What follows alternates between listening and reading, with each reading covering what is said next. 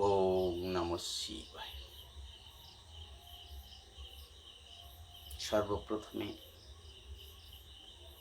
বিশ্ব বাঙালি কাছে আমার সশ্রদ্ধ প্রণাম জানাই।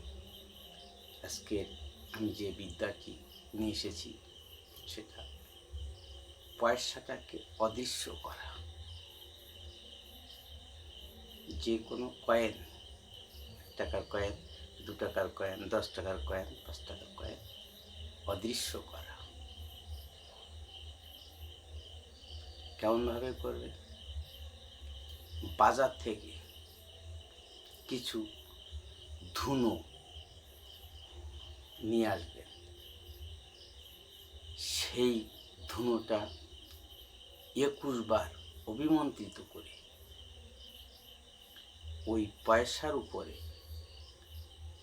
ছুঁড়ে মারলে দেখতে দেখতে পয়সাটা অদৃশ্য হয়ে যাবে। আবার ওই মন্ত্র অভিমন্ত্রিত করে আবার ধুনো সেইখানে ছুঁড়ে মারলে আবার পয়সা দৃশ্যমান হয়ে যাবে। এটা হলো পয়সা উড়ানো বিদ্যা, অদৃশ্যকরণ বিদ্যা। তো এই বিদ্যাটা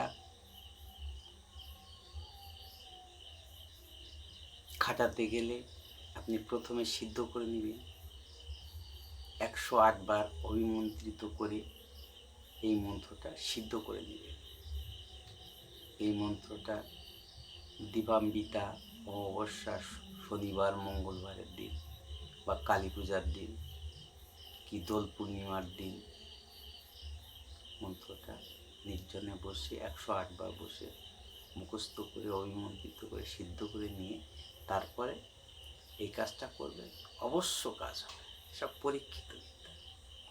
তো আসুন মন্ত্রটা এই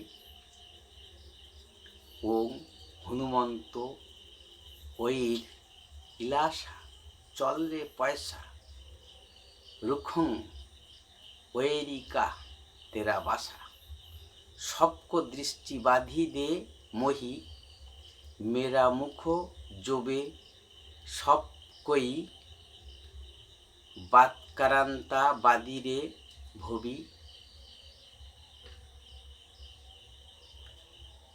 সভা মে মহি বিগোবে সাঞ্চা পিণ্ড কাঞ্চা ফুরো মন্ত্র ঈশ্বর বাছা।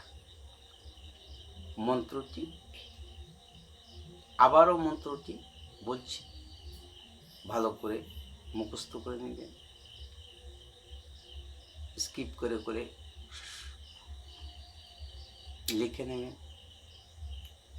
ওং হনুমন্ত ওইর ইলাসা চলরে পয়সা রুখং ওয়ারিখা তেরা বাসা সবকো দৃষ্টি বাদি দে মহি মেরা মুখ জোবে সব কহি বাতকারান্তা বাদি রোবে ভরি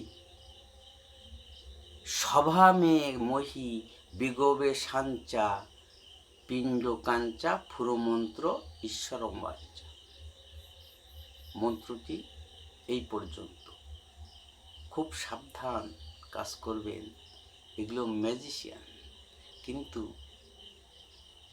আপনার নতুন যারা তাদেরকে বলছি শাস্তিকভাবে থাকবেন, শাস্তিক আহারাদি করবেন, তবে মন্ত্রতন্ত্র কাজ হবে। এই পর্যন্ত।